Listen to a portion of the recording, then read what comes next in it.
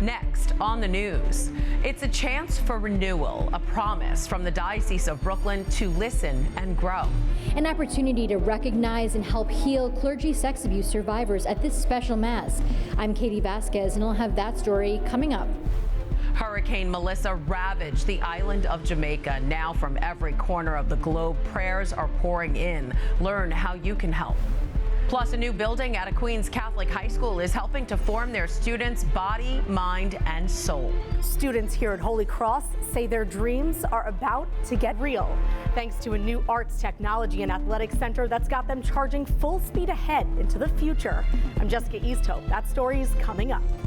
I'm Christine Persichetti. Currents News starts right now.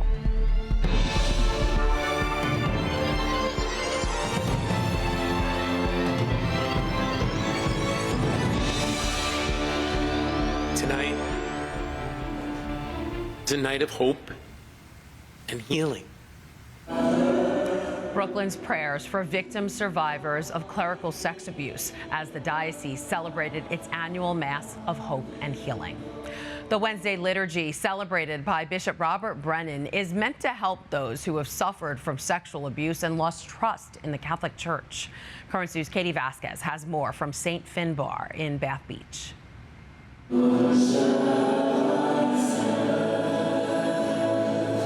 Song fills St. Finbar Church October 29th at the Mass of Hope and Healing.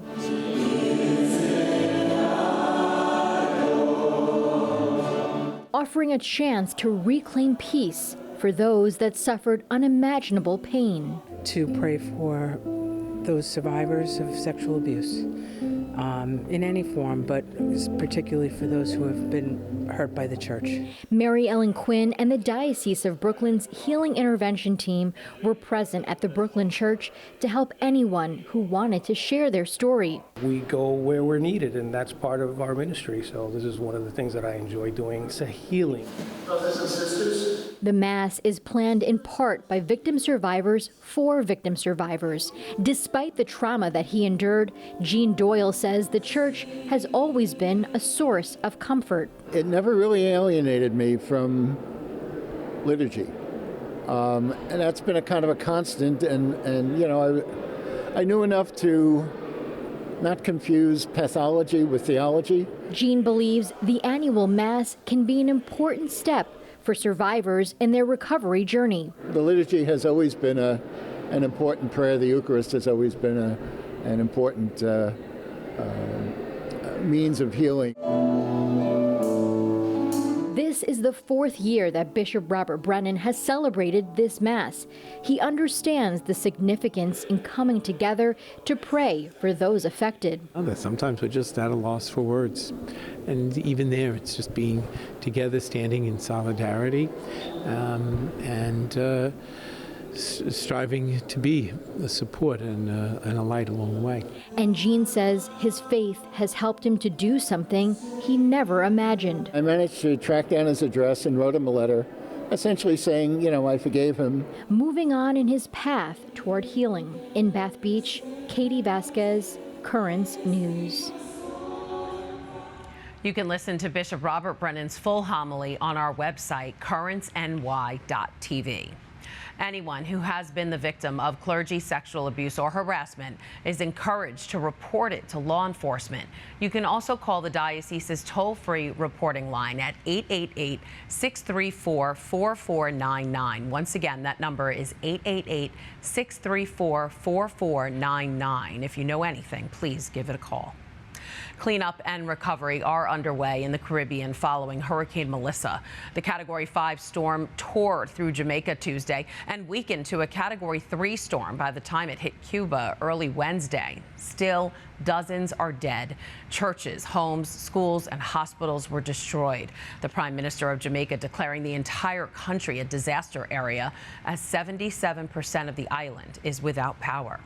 Brooklyn's Bishop Robert Brennan is thinking of the people of Jamaica, writing on X, formerly Twitter, prayers for those who stand in the path of Hurricane Melissa, especially in Jamaica, and those already affected in Haiti and the Dominican Republic. Many of our Brooklyn Diocese parishioners have family on these islands in the Caribbean. Let us ask God to protect them and all the people of these nations. Catholic Relief Services is committing $250,000 in life-saving relief to those facing devastation from Hurricane Melissa. If you want to help them, just go to their website, crs.org. The donation page for the hurricane is right on their homepage.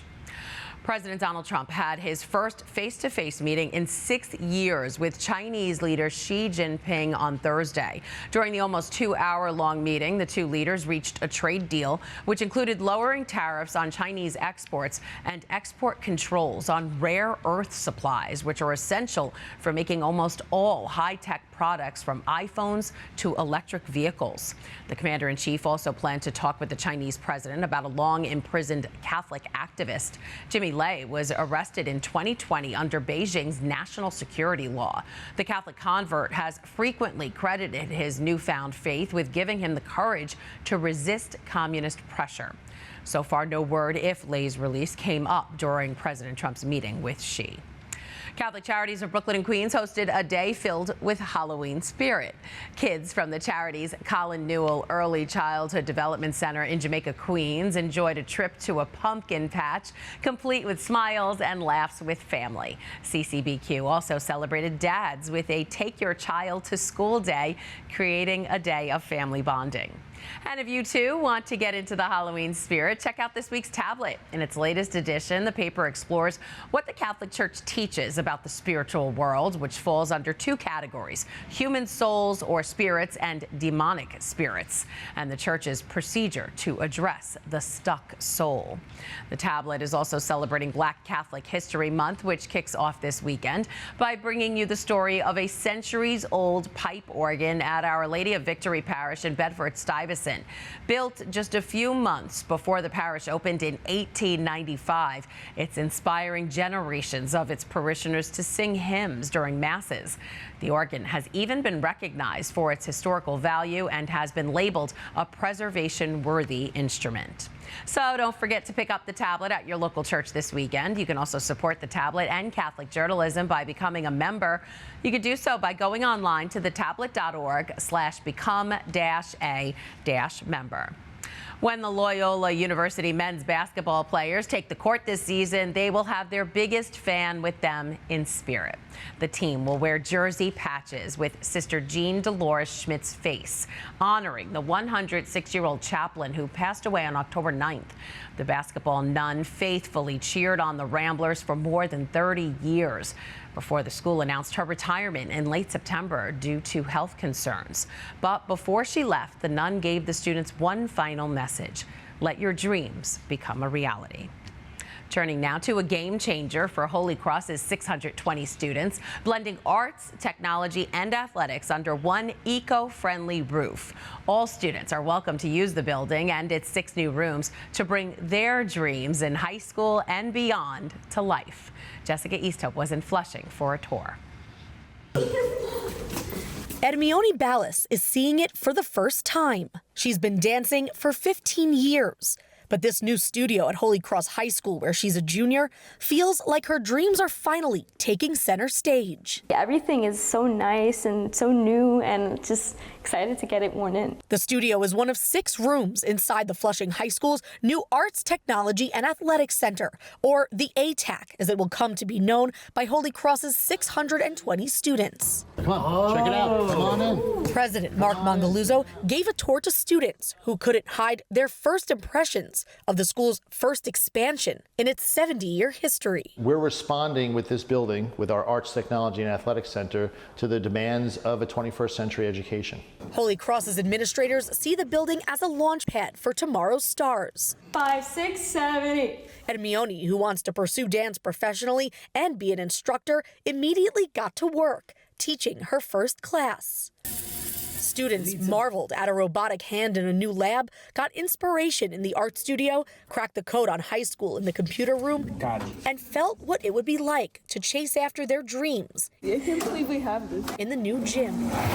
That's where you'll find junior track and field sprinter Ashton Jean trying to shave seconds off his 400-meter time. This is a massive step, and now that they're allowing us to do it more, I'll get more opportunities and hopefully better results. The 11,000 square foot building is a reflection of Holy Cross's mission and commitment to a holistic Catholic education. I think this is a wonderful opportunity for the school, and it will definitely expand their horizons of students who are coming in. And this dance room is just going to be one of the many things that's going to make Holy Cross flourish. The ATAC is set to officially open to students in January. It's really a game changer for us. We're looking to the future. And they won't have to look too far. In Flushing, Jessica Easthope, Currents News. How cool is that? Before we go, do you have a story idea or want to share a tip? Email us at newstips@desalesmedia.org or call our 24-hour number 718-517-3122. That is this Currents News Update. I'm Christine Persichetti. Thank you for joining us because we are putting your faith in the news. Hope to see you again next time.